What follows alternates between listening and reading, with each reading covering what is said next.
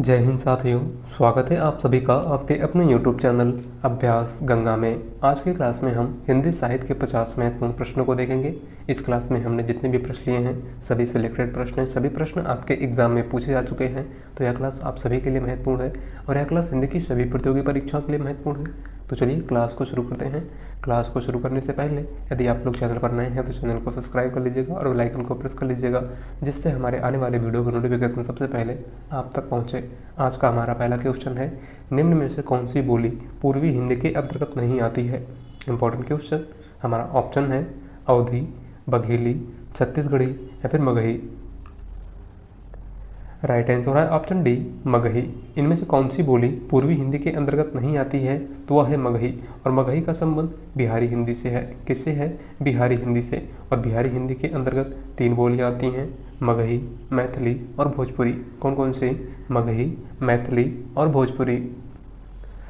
अगले क्वेश्चन की बात करते हैं। अगला क्वेश्चन है, संतन को कहाँ से करी सो काम, प्रस्तुत पद के रचयिता कौन है?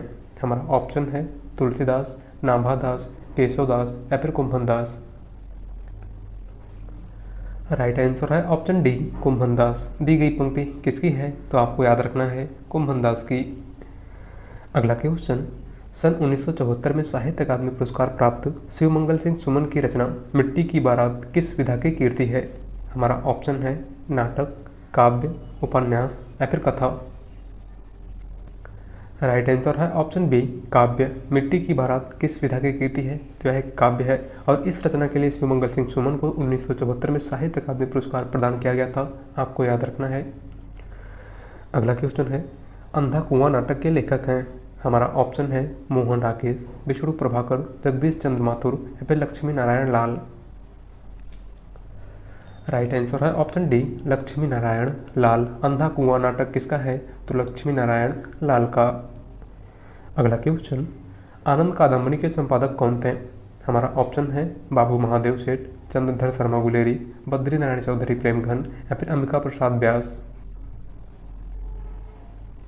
राइट आंसर है ऑप्शन सी, बद्री नारायण चौधरी प्रेमघन। आनंद कादंबरी पत्रिका के संपादक कौन थे? तो बद्री नारायण चौधरी प्रेमघन। और यहाँ पर आपको याद रखना है आनंद कादंबरी मिर्जापुर से निकलती थी। कहाँ से प्रकाशित होती थी? तो मिर्जापुर से। अगला क्वेश्चन, निम्नलिखित में से कौन सा निबंध हजारी प्रसाद द्विवेदी का नहीं है? हमारा ऑप्शन है अशोक के फूल, कुटज, विचार प्रवाह या फिर वृत्त और विकास। राइट आंसर है ऑप्शन डी, वृत्त और विकास। इनमें से कौन सा निबंध हजारी प्रसाद द्विवेदी का नहीं है? तो वह है वृत्त और विकास। वृत्त और विकास शांति प्रिय द्विवेदी की रचना है। आपको याद रखना है। अगले क्वेश्चन की बात करते हैं। अगला क्वेश्चन है, सरस्वती पत्रिका के संपादक कौन थे? हमारा ऑप्शन है भारतेंदु हरिश्चंद्र, बालकृष्ण भट्ट, महावीर प्रसाद द्विवेदी या फिर बाल मुकुंद गुप्त। राइट आंसर है ऑप्शन सी, महावीर प्रसाद द्विवेदी। सरस्वती पत्रिका के संपादक कौन थे? तो महावीर प्रसाद द्विवेदी। और सरस्वती पत्रिका प्रयागराज से निकलती थी। आपको याद रखना है कहाँ से निकलती थी? तो प्रयागराज से। अगला क्वेश्चन, अमृत और विष किसकी रचना है? Important question. हमारा ऑप्शन है अब्दुल बिस्मिल्लाह खां, अमृतलाल नागर, सुमित्रानंदन पंत या फिर केदारनाथ अग्रवाल। राइट आंसर है ऑप्शन बी, अमृतलाल नागर। अमृत और विष, मानस का हंस, खंजर नयन, सुहाग की नुपुर इत्यादि प्रमुख रचनाएं किसकी हैं? तो अमृतलाल नागर की। अगला क्वेश्चन है, दशरथ सुत तिहुलोक बखाना, राम नाम का मरम है आना किस रचनाकार की पंक्ति है? Important question. हमारा ऑप्शन है तुलसीदास, कबीरदास, केशवदास या फिर सूरदास। राइट आंसर है ऑप्शन बी, कबीरदास। दी गई पंक्ति किसकी है? तो कबीरदास की। अगला क्वेश्चन, ठेठ हिंदी का ठाठ किसकी रचना है? हमारा ऑप्शन है अयोध्या सिंह उपाध्याय हरिओद, ज्योतिश्वर ठाकुर, किशोरीदास वाजपेयी या फिर चंद्रधर शर्मा गुलेरी। राइट आंसर है ऑप्शन ए, अयोध्या सिंह उपाध्याय हरिओद। ठेठ हिंदी का ठाठ, वैदेही वनवास, प्रिय प्रवास इत्यादि रचनाएं किसकी हैं? तो आपको याद रखना है अयोध्या सिंह उपाध्याय हरिओद की। अगला क्वेश्चन है, भारतीय संविधान में किस भाषा को राजभाषा के रूप में स्वीकार किया गया है? हमारा ऑप्शन है अंग्रेजी, हिंदी, उर्दू या फिर ये सभी। राइट आंसर है ऑप्शन बी, हिंदी को। भारतीय संविधान में किस भाषा को राजभाषा के रूप में स्वीकार किया गया है? तो हिंदी को। और भारतीय संविधान में हिंदी को राजभाषा का दर्जा 14 सितंबर 1949 को दिया गया था, आपको याद रखना है। अगला क्वेश्चन, ईदन मम रचना किसकी है? हमारा ऑप्शन है ममता कालिया, मन्नू भंडारी, चित्रा मुदगल या फिर मैत्रेयी पुष्पा। राइट आंसर है option D, Maitreyi Pushpa. Eden मम रचना किसकी है? तो मैत्रेयी पुष्पा की। अगला क्वेश्चन है, हिंदी नई चाल में ढली, यह कथन किसका है? हमारा ऑप्शन है महावीर प्रसाद द्विवेदी, श्याम सुंदर दास, राधा कृष्ण दास या फिर भारतेंदु हरिश्चंद्र। राइट आंसर है ऑप्शन डी, भारतेंदु हरिश्चंद्र। हिंदी नई चाल में ढली, यह किसका कथन है? तो भारतेंदु हरिश्चंद्र का। अगला क्वेश्चन, कुटज के लेखक कौन है? हमारा ऑप्शन है श्याम सुंदर दास, हजारी प्रसाद द्विवेदी, विद्यानिवास मिश्र या फिर अध्यापक पूर्ण सिंह। राइट आंसर है ऑप्शन बी, हजारी प्रसाद द्विवेदी। कुटज, कल्पलता, अशोक के फूल, विचार और वितर्क, आलोक पर्व इत्यादि प्रमुख रचनाएं किसकी हैं? तो आपको याद रखना है हजारी प्रसाद द्विवेदी की। अगले क्वेश्चन की बात करते हैं। अगला क्वेश्चन है, निम्न में से कौन सी पत्रिका का संबंध इलाहाबाद से है? Important question. हमारा ऑप्शन है ब्राह्मण, आनंद कादामणि, कविवचन सुधा या फिर हिंदी प्रदीप। राइट आंसर है ऑप्शन डी, हिंदी प्रदीप। इनमें से कौन सी पत्रिका इलाहाबाद से निकलती थी? तो वह है हिंदी प्रदीप। और हिंदी प्रदीप पत्रिका के संपादक बालकृष्ण भट्ट थे। कौन थे?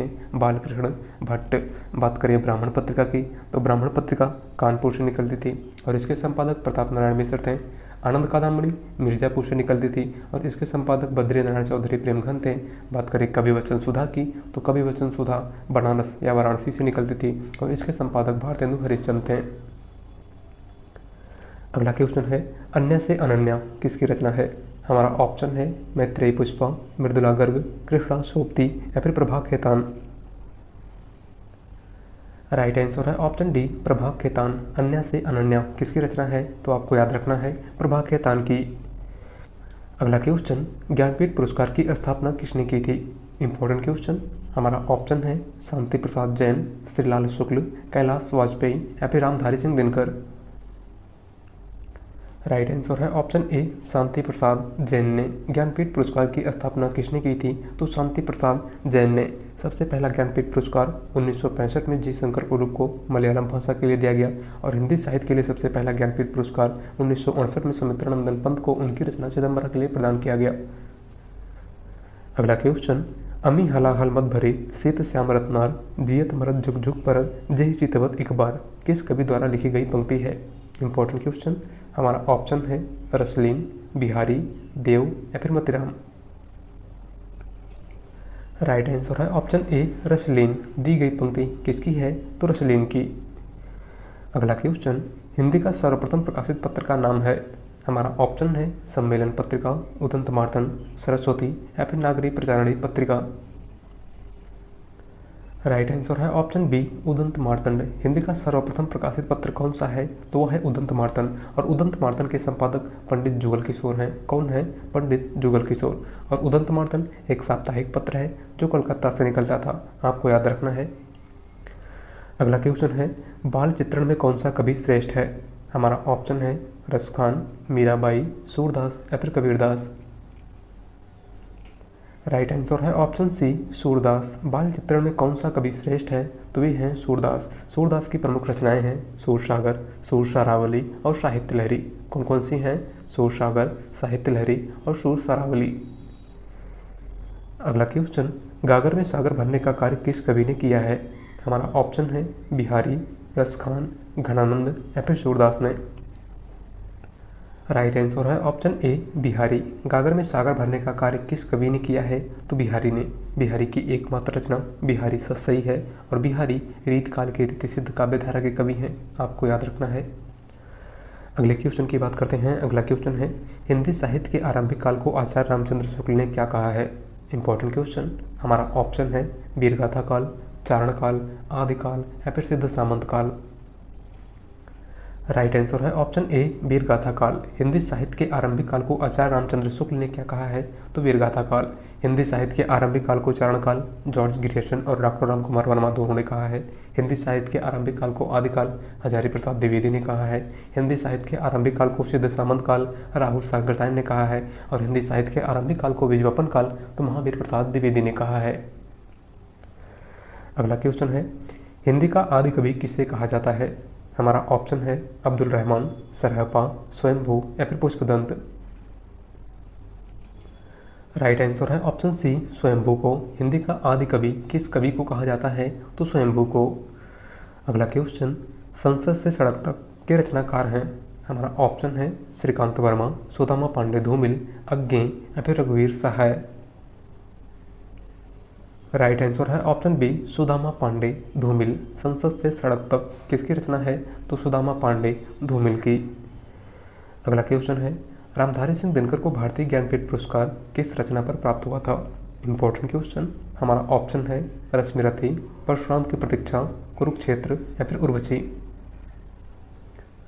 राइट आंसर है ऑप्शन डी उर्वशी पर। रामधारी सिंह दिनकर को किस रचना के लिए ज्ञानपीठ पुरस्कार प्रदान किया गया?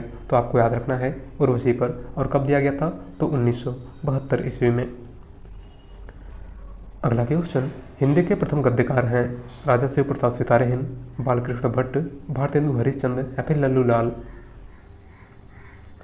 राइट आंसर है ऑप्शन डी लल्लू लाल। हिंदी के प्रथम गद्यकार कौन है? तो लल्लू लाल। अगला क्वेश्चन, प्रथम सूफी प्रेमाख्यान काव्य के रचयिता हैं? नूर मोहम्मद, जायसी, मुल्ला दाऊद या फिर कुतुबन।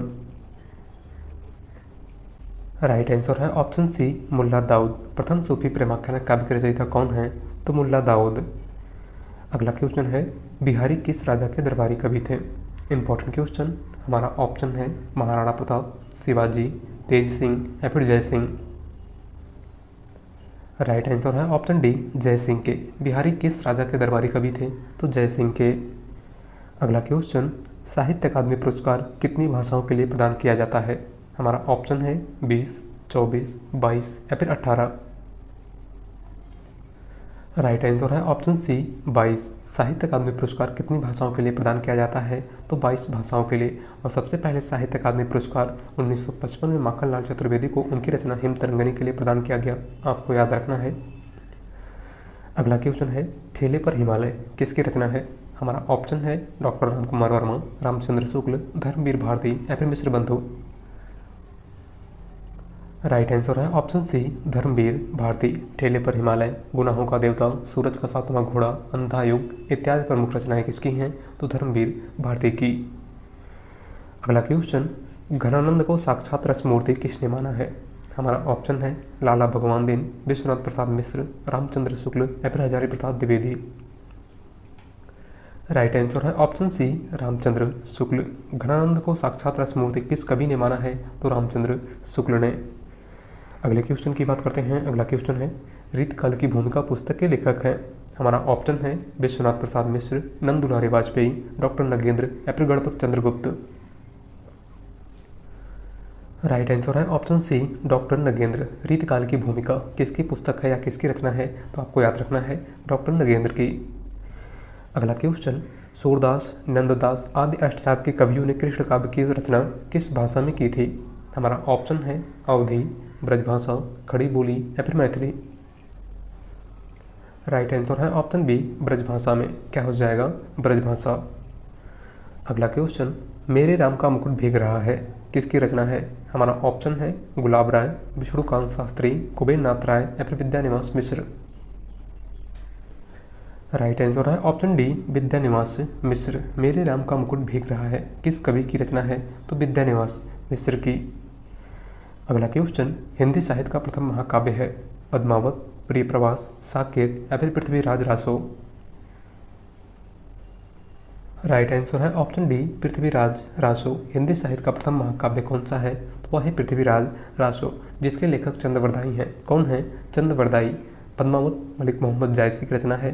प्रिय प्रवास खड़ी बोली का प्रथम महाकाव्य हरिऔध की रचना है। और साकेत मैथिली शरण गुप्त की रचना है। अगले क्वेश्चन की बात करते हैं। अगला क्वेश्चन है, आग की हंसी उपन्यास के लिए किस साहित्यकार को सन 2015 में साहित्य अकादमी पुरस्कार से सम्मानित किया गया था? हमारा ऑप्शन है राजेंद्र यादव, केदारनाथ अग्रवाल, रामदरस मिश्र या फिर रुस्तम सिंह। राइट आंसर है ऑप्शन सी, रामदरस मिश्र को आग की हंसी उपन्यास के लिए किस साहित्यकार को 2015 में साहित्य अकादमी पुरस्कार प्रदान किया गया था? तो रामदरस मिश्र को। अगला क्वेश्चन, कृष्ण भक्ति का प्रथम और प्रधान ग्रंथ कौन सा है? हमारा ऑप्शन है गीता, श्रीमद् भागवत, गीत गोविंद या फिर सूरसागर। राइट आंसर है ऑप्शन ए, गीता। कृष्ण भक्ति का प्रथम और प्रधान ग्रंथ कौन सा है? तो वह है गीता। अगला क्वेश्चन है, हिंदी साहित्य की प्रथम कहानी का नाम है? हमारा ऑप्शन है प्रेम सागर, आकाशदीप, रानी केतकी की कहानी या फिर इंदुमती। राइट आंसर है ऑप्शन डी, इंदुमती। हिंदी साहित्य की प्रथम कहानी कौन सी है? तो वह है इंदुमती, जिसके लेखक किशोरीलाल गोस्वामी हैं। कौन है? किशोरीलाल गोस्वामी। बात करें प्रेम सागर की, तो प्रेम सागर लल्लू लाल की रचना है, आकाशदीप जयशंकर प्रसाद की रचना है और रानी केतकी की कहानी इंसा अल्लाह खां की रचना है। अगला क्वेश्चन, कबीर के प्रमुख शिष्य थे? हमारा ऑप्शन है रैदास, धर्मदास, दादू दयाल या फिर सुंदरदास। राइट आंसर है ऑप्शन बी, धर्मदास। कबीरदास के प्रमुख शिष्य कौन थे? तो धर्मदास, और धर्मदास ने बीजक का संकलन किया था, आपको याद रखना है। अगला क्वेश्चन, काशी का 80 किसकी रचना है? गोविंद मिश्र की, भगवान दास मोरवाल की, काशीनाथ सिंह की या फिर संदीप लोटलीकर की। राइट आंसर है ऑप्शन सी, काशीनाथ सिंह की। काशी का 80 किस कवि की रचना है? तो काशीनाथ सिंह की। अगला क्वेश्चन, मुगल बादशाह शाहजहां ने किस कवि को महाकविराय की पदवी दी थी? Important question. हमारा ऑप्शन है रहीमदास, कबीरदास, तुलसीदास या फिर सुंदरदास। राइट आंसर है ऑप्शन डी, सुंदरदास को। मुगल बादशाह शाहजहां ने किस कवि को महाकविराय की उपाधि प्रदान की थी? तो सुंदरदास को। अगला क्वेश्चन है, हिंदी साहित्य का आधुनिक काल सामान्यतः कब से माना जाता है? हमारा ऑप्शन है 1850 ईस्वी से, 1700 ईस्वी से, 1750 ईस्वी से या फिर 1900 ईस्वी से। राइट आंसर है ऑप्शन ए, 1850 ईस्वी से। हिंदी साहित्य का आधुनिक काल सामान्यतः कब से माना जाता है? तो 1850 ईस्वी से। अगला क्वेश्चन, रत्नावली किस कवि की पत्नी थी? हमारा ऑप्शन है केशवदास, सूरदास, तुलसीदास या फिर कबीरदास। राइट आंसर है ऑप्शन सी, गोस्वामी तुलसीदास। रत्नावली किस कवि की पत्नी थी? तो गोस्वामी तुलसीदास की।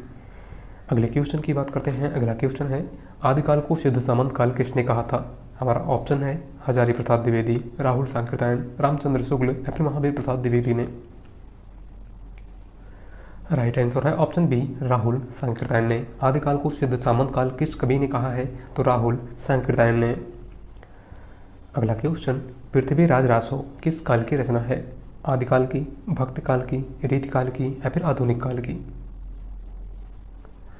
राइट आंसर है ऑप्शन ए, आदिकाल की। पृथ्वीराज रासो किस काल की रचना है? तो आदिकाल की, और इसके लेखक चंद्रवरदाई हैं। कौन है? चंद्रवरदाई। अगला क्वेश्चन, कला और बूढ़ा चांद के लिए पंत जी को किस साहित्य पुरस्कार से सम्मानित किया गया था? हमारा ऑप्शन है ज्ञानपीठ पुरस्कार, व्यास सम्मान, मंगला प्रसाद पारितोषिक या फिर हिंदी साहित्य अकादमी पुरस्कार। राइट आंसर है ऑप्शन डी, हिंदी साहित्य अकादमी पुरस्कार। कला और बूढ़ा चांद के लिए सुमित्रा नंदन पंत को किस पुरस्कार से सम्मानित किया गया था? तो साहित्य अकादमी पुरस्कार से। और कब प्रदान किया गया था? तो आपको याद रखना है 1960 ईस्वी में।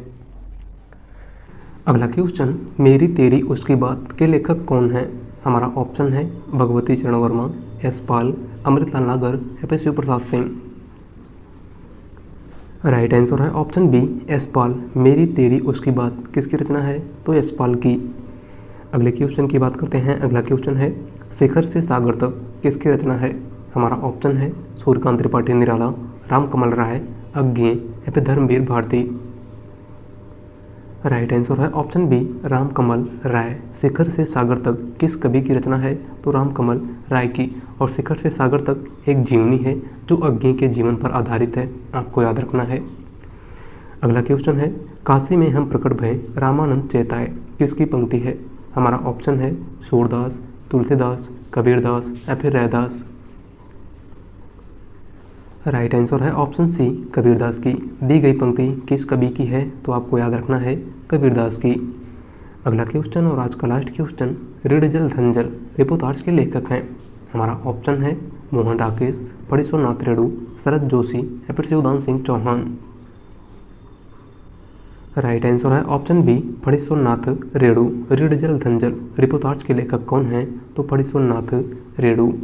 तो आज की क्लास में बस इतना ही, और आप लोग बताइएगा कि आप लोगों ने 50 में से कितने क्वेश्चन सही किए। और चैनल पर नए हैं तो चैनल को सब्सक्राइब कर लीजिएगा, और वीडियो पसंद आई हो तो वीडियो को लाइक कर दीजिएगा।